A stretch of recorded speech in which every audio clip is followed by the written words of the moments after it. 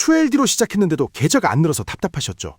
그래서 TQQQ로 갈아타고 싶은 그 순간이 복리가 터지기 직전인 경우가 정말 많습니다. 지금부터 그 지점에서 사람들이 왜 포기하는지, 그리고 QLD와 TQQQ를 어떻게 써야 마지막 1도를 넘길 수 있는지 바로 본론부터 들어가겠습니다. 대부분의 사람들은 복리를 직선으로 생각합니다. 이번 달에 열심히 아끼면 다음 달 통장 숫자가 바로 늘어야 마음이 놓입니다.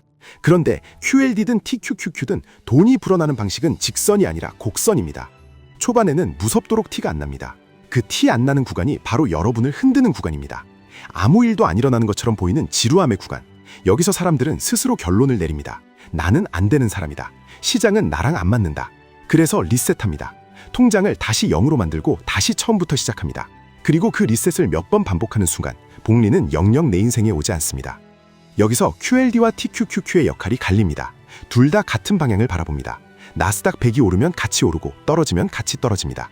그런데 여러분이 견딜 수 있는 체류 시간은 완전히 달라집니다. QLD는 버티게 해주는 장비입니다. TQQQ는 속도를 붙이는 엔진입니다. 문제는 사람들이 이 순서를 거꾸로 한다는 데 있습니다. 버티는 장비 없이 엔진부터 키웁니다. 그러면 초반 흔들림에서 튕겨나갑니다. 복리는 결국 시장에서 살아남은 사람에게만 붙습니다. 모소 대나무 이야기처럼요. 땅 위로 거의 안 자라는 4년이 있습니다. 그 4년을 보고 망했다고 갈아엎는 순간 5년차 폭발은 절대 못 봅니다. 투자에서도 똑같습니다. QLD는 4년차를 버티게 해줍니다. TQQQ는 5년차 폭발을 더 크게 만들어줍니다. 그런데 4년차를 못 버티면 TQQQ는 폭발이 아니라 폭탄이 됩니다. 왜 하필 그 직전에 포기할까요? 이유는 간단합니다. 첫째, 뇌는 즉시 보상을 좋아합니다. 돈은 오늘 넣고 내일 늘어야 기분이 좋습니다. 그런데 복리는 보상이 지연됩니다. 눈에 안 보입니다. 둘째, 비교가 독이 됩니다. 옆 사람은 코인으로 돈 벌었다. 누구는 한 방에 벌었다. 이런 이야기들이 계속 들어옵니다. 그러면 내 지루한 계좌가 실패처럼 느껴집니다. 셋째, 리셋을 너무 쉽게 합니다. 차 바꾸고 여행 가고 할부 늘리고 카드값 밀리고 다시 0으로 돌아갑니다. 넷째, 마지막 1도를 모르고 있습니다. 99도까지 왔는데도 끓지 않으니 실패라고 판단합니다. 그리고 불을 끕니다. 끓는 순간은 마지막 1도에서 오는데 말입니다.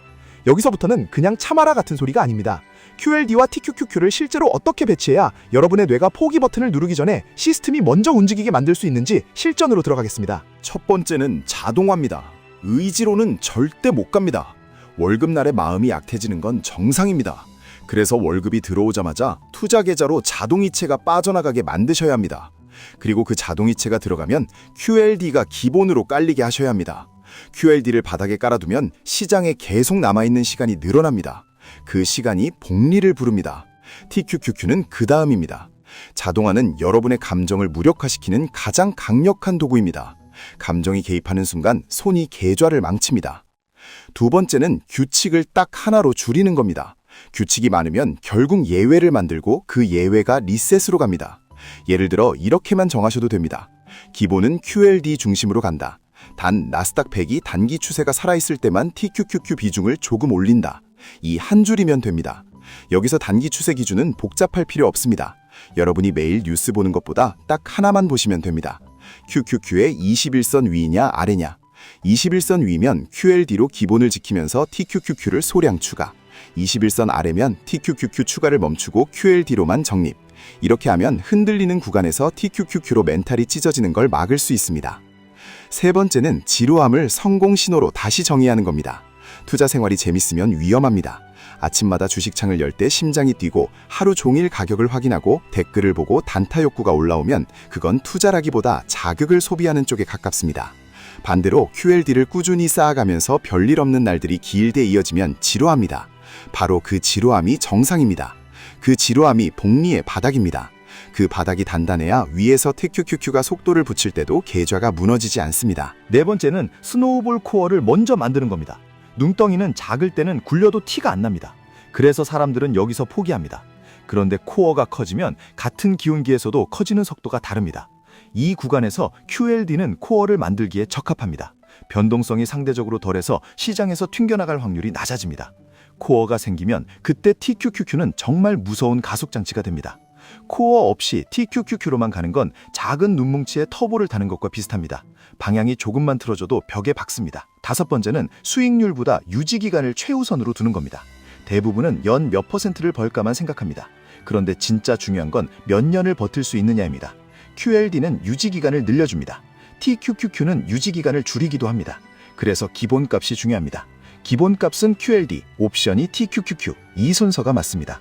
시장은 결국 중간에 나가떨어진 사람의 돈이 끝까지 남아있는 사람에게로 이동하는 구조입니다. 여섯 번째는 마이너스 복리를 차단하는 겁니다. 레버리지를 쓰면서도 정작 가장 무서운 레버리지를 모르고 사는 경우가 많습니다.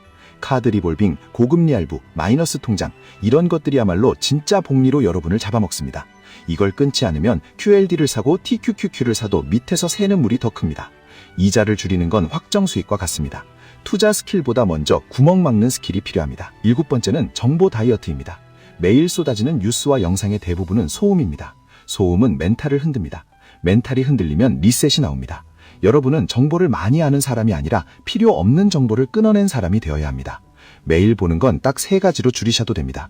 QQQ의 추세, 본인의 자동이체가 정상 작동하는지, 그리고 내 부채가 줄고 있는지. 이것만 지켜도 쓸데없는 매매는 크게 줄어듭니다. 여덟 번째가 핵심입니다. 인내심 근육, 시간 차익 거래입니다. 이건 QLD와 TQQQ를 연결하는 가장 중요한 관점입니다. 남들이 흔들릴 때 나는 시간을 들고 버티는 겁니다. 누군가는 시간을 돈으로 바꿉니다. 야근해서 월급을 받습니다. 반대로 부자는 돈으로 시간을 삽니다. 좋은 자산을 사두고 시간이 일하게 둡니다. 여기서 QLD는 시간을 사는 도구입니다. TQQQ는 시간이 벌어준 수익을 증폭시키는 도구입니다. 여러분이 해야 할 건 딱 하나입니다. 남들이 못 버티는 시간을 내가 버틸 수 있는 구조를 만드는 것. 구조가 있으면 감정은 영향력이 줄어듭니다. 아홉 번째는 리밸런싱을 도망이 아니라 규칙으로 만드는 겁니다. 많은 사람들이 TQQQ가 오르면 흥분해서 더 사고 떨어지면 공포로 팔아버립니다. 이건 가장 비싼 가격에 사고 가장 싼 가격에 파는 습관으로 굳어집니다. 반대로 이렇게만 바꾸면 됩니다. TQQQ가 많이 올라서 내 비중이 과해지면 일부를 QLD로 옮긴다. TQQQ가 많이 내려서 비중이 줄었는데 추세가 살아있다면 다시 소량을 채운다. 이걸 감정으로 하면 망합니다. 비중 규칙으로 해야 합니다. 예를 들어 내 자산에서 TQQQ가 일정 수준 이상 넘어가면 일부를 QLD로 이동, 반대로 일정 수준 아래로 내려가면 QLD 적립은 유지하면서 TQQQ는 조건 충족 시에만 추가. 이런 방식입니다. 그러면 상승장에서 욕심을 줄이고 하락장에서 공포를 줄입니다. 열 번째는 체크 주기를 늦추는 겁니다. 대부분은 매일 계좌를 확인하면서 복리의 씨앗을 매일 파봅니다. 씨앗은 그렇게 하면 죽습니다. 확인 주기를 늦추면 불안이 줄고 불안이 줄면 리셋이 줄어듭니다. 추천하는 방식은 단순합니다. 가격 확인은 주 1회, 자산 점검은 월 1회, 그리고 규칙만 실행. 이렇게만 해도 계좌를 망치는 행동의 대부분이 사라집니다. 특히 TQQQ를 들고 있다면 확인 횟수를 줄이는 게 생존에 직결됩니다. 여기서 현실적인 말도 드리겠습니다. QLD와 TQQQ는 좋은 도구지만 위험도 분명합니다. 레버리지 상품은 변동성이 커지고 큰 하락장에서 회복까지 시간이 오래 걸릴 수 있습니다. 그래서 더더욱 감정이 아니라 구조가 필요합니다. 구조 없는 레버리지는 운입니다. 구조 있는 레버리지는 확률 게임입니다. 여러분이 해야 할 건 운을 줄이고 확률을 올리는 겁니다. 그럼 실제로 어떤 구조가 좋을까요? 예시로 하나만 드리겠습니다. 월급날 자동이체로 투자금이 들어오면 기본은 QLD로 대부분을 넣습니다. 그리고 TQQQ는 조건을 붙입니다. QQQ가 21선 위에 있을 때만 TQQQ를 소량 추가합니다. QQQ가 21선 아래로 내려가면 TQQQ 추가는 멈춥니다. 대신 QLD는 계속 적립합니다. 이렇게 하면 지루한 구간에서도 계좌가 계속 앞으로 나아가고 어느 순간 추세가 살아났을 때 TQQQ가 가속을 붙입니다. 복리 폭발은 대부분 상승 추세의 구간에서 크게 나타납니다. 그러니 그 구간에서만 엔진을 강하게 쓰고 나머지 구간에서는 생존 장비를 우선하는 겁니다. 여기서 또 하나 중요한 포인트가 있습니다. 리셋 증후군을 막는 장치가 필요합니다. 돈이 좀 모이면 꼭 새는 구멍이 생깁니다. 차, 여행, 할부, 구독, 작은 사치, 이게 한번 열리면 다시 0이 됩니다. 그래서 미리 장치를 두셔야 합니다. 자동이체가 빠져나간 뒤 남는 돈으로만 살겠다는 규칙, 카드값이 쌓이면 그달은 TQQQ를 출하하지 않는다는 규칙, 대출이 늘어나는 달은 투자금을 늘리지 않고 고정한다는 규칙. 이런 규칙들은 여러분을 제한하는 게 아니라 복리 엔진을 보호하는 안전장치입니다. 또 이런 말이 나옵니다. 지금 당장 쓸 돈도 없는데 어떻게 기다립니까? 10년은 너무 깁니다. 이런 말입니다. 맞습니다. 길게 느껴집니다. 그런데 시간을 막을 수는 없습니다. 어차피 10년은 갑니다. 문제는 그 10년이 흘러갈 때 씨앗을 심어두느냐 아니면 매년 리셋하느냐입니다. QLD는 그 씨앗을 심어두는 가장 현실적인 방식 중 하나입니다. 그리고 TQQQ는 그 씨앗이 뿌리를 내렸을 때 줄기 성장을 증폭시키는 방식입니다. 여러분이 해야 할 일은 기다리는 능력이 아니라 기다릴 수밖에 없게 만드는 시스템입니다. 또 이런 말도 나옵니다. 그럼 TQQQ는 하지 말아야 합니까? 이런 말입니다. 아닙니다. TQQQ는 잘 쓰면 엄청난 무기입니다. 다만 순서가 중요합니다. QLD로 체류 시간을 확보하고 TQQQ로 가속을 쓰는 것. 이 순서를 지키면 TQQQ는 위험이 아니라 전략이 됩니다. 특히 여러분이 마지막 1도를 넘기려면 엔진은 필요합니다. 하지만 엔진만 있으면 이륙 전에 연료가 다 떨어집니다. 이륙을 도와주는 건 활주로에서 버티는 힘입니다. 그 힘이 QLD입니다.